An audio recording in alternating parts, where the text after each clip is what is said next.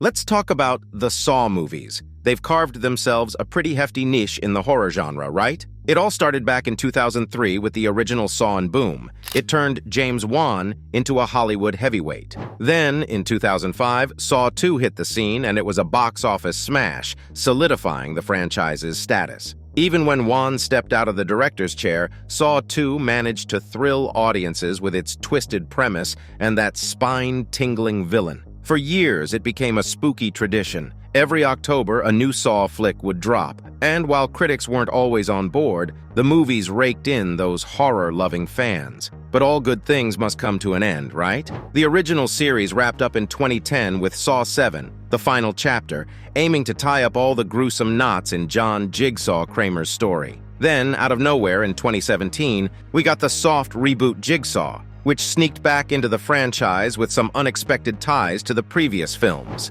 Fast forward to Chris Rock's reboot Spiral from the Book of Saw, and we're talking the 9th installment of this horror saga. Jigsaw himself even made a return for Saw X in 2023. But here's the million-dollar buzzsaw question. Which Saw movie takes the blood-soaked cake as the best in the bunch? Number 10. Saw V. All right, let's dive into the ranking of the Saw movies, and it seems like Saw V is hanging out at the lower end of the totem pole. Why, you ask? Well, it kind of shifted the focus away from what made John Kramer, the original Jigsaw, so darn fascinating. This sequel dropped right after Saw Ivor, and many fans felt it was a bit of a step down. Why? Mainly because it takes place after Jigsaw's croaked and hands the reins to Detective Mark Hoffman as the main baddie. Now, don't get me wrong, Costas Mandylor did his best, but he just couldn't match the magnetic allure of Jigsaw himself, even though Tobin Bell still popped up in flashbacks. Sure, there's this cat-and-mouse showdown between Hoffman and FBI agent Peter Strahm that's pretty intriguing, and the traps are as gruesome as ever. But here's the kicker. The movie didn't really push the story forward. It kind of felt like it was spinning its rusty wheels, which left it as the weakest link in the Saw chain. Number 9. Jigsaw. Now, let's chat about the 2017 reboot, Jigsaw. It tried to reignite the Saw flame and bring it back into the horror limelight, but it didn't quite capture the glory of its predecessors. You see, the big selling point was supposed to be the grand return of Jigsaw himself, John Kramer. But here's the twist. It felt more like a cameo, which left fans feeling a tad cheated. And then there's the trap situation. The heart and soul of the Saw franchise are those twisted, mind-bending contraptions that make you squirm in your seat. But in Jigsaw, they kind of dropped the ball. The traps just weren't as clever or captivating as what we'd seen before. That's a big blow to a franchise known for its grisly puzzles. But here's where it stung the most. The movie shifted away from the satirical nature of the original traps. You know, the whole punishing victims for their sins deal? Jigsaw went a bit more serious, which made it feel less playful and, dare I say, a bit tiresome. So while it tried to revive the Saw magic, it didn't quite hit the mark. Sometimes you just can't recapture the bloody brilliance of the originals. Number 8. Spiral, from the Book of Saw. Let's talk Spiral. It's the 9th installment of the Saw saga, and it had some big shoes to fill. I mean, Tobin Bell's Jigsaw is an icon in the horror world. But it was time to see if the franchise could stand on its own without him, as amazing as he was. So what did Spiral bring to the table? Well, Chris Rock stepped into the lead role, and it took a bit of time for the movie to find its groove. But don't worry, before you know it, we're knee-deep in classic Saw territory, complete with gruesome traps, even though we're missing the original killer and his creepy apprentices. But here's the deal. Spiral's final twist, well, it wasn't exactly mind-blowing, it was kind of predictable. A far cry from the jaw-dropping reveal we got at the end of the very first Saw. In the end, Spiral is a good flick, no doubt about it, but it didn't quite hit that great status. Plus, Saw X seems to be ignoring Spiral, so it might just be a one-off in the grand scheme of the Saw movies ranked. Number 7. Saw 6. You know what's really interesting?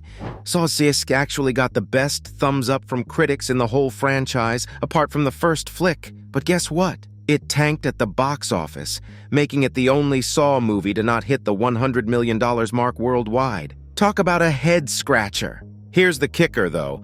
Saw 6 is the brainiac of the bunch. It takes a deep dive into the messed-up American healthcare system and how it pretty much sentenced John Kramer, aka Jigsaw, to his doom. Now, that's some heavy stuff for a horror movie, right? But don't worry, it still delivers on the gory thrills, and it throws a curveball by making some of the victims not so evil and painting John and his apprentices in a slightly less noble light than we've seen before. It's like Saw with a conscience. So, Yeah, it's a bit of a head-scratcher why this one didn't do better financially, considering it's one of the smartest entries in the Saw movie franchise. Number 6. Saw, the final chapter. So let's talk about Saw 7, the final chapter. This one was supposed to be the grand finale for the whole Saw horror franchise, you know, the big send-off. But guess what? It didn't quite live up to the hype, neither with the critics nor at the box office. Bummer, right? Apart from the unexpected return of Dr. Lawrence Gordon, played by Cary Elwes, the traps and the overall message of the movie felt a bit lackluster. The main plot revolved around Bobby Dagan,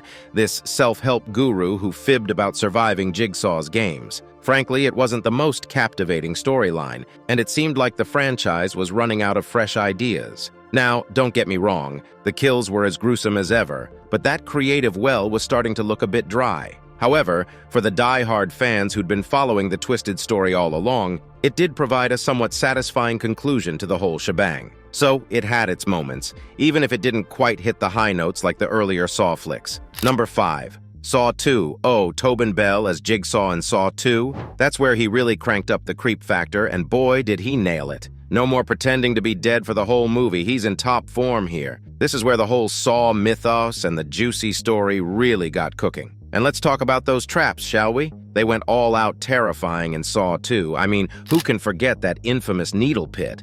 It's the stuff of nightmares. And that glass box filled with razor blades? Yikes! But here's the twist. Detective Eric Matthews. He's supposed to be the hero, but he's got a violent temper and comes off as kind of antagonistic. Here's the kicker, though. Audiences often found themselves secretly rooting for Jigsaw. Now, that's a strange turn for the Saw series, but it added a layer of complexity to the whole deal. Number 4. Saw Ivor. Alright, let's slice into Saw IV. It's not exactly the crown jewel in the Saw movie collection when you're thinking about traps and puzzles. It kinda stuck to the same old Saw playbook, with a few new twists thrown in, but nothing that blew our minds. Plus, Detective Eric Matthews made a comeback, and let's be honest, he wasn't exactly the most riveting character in the lineup.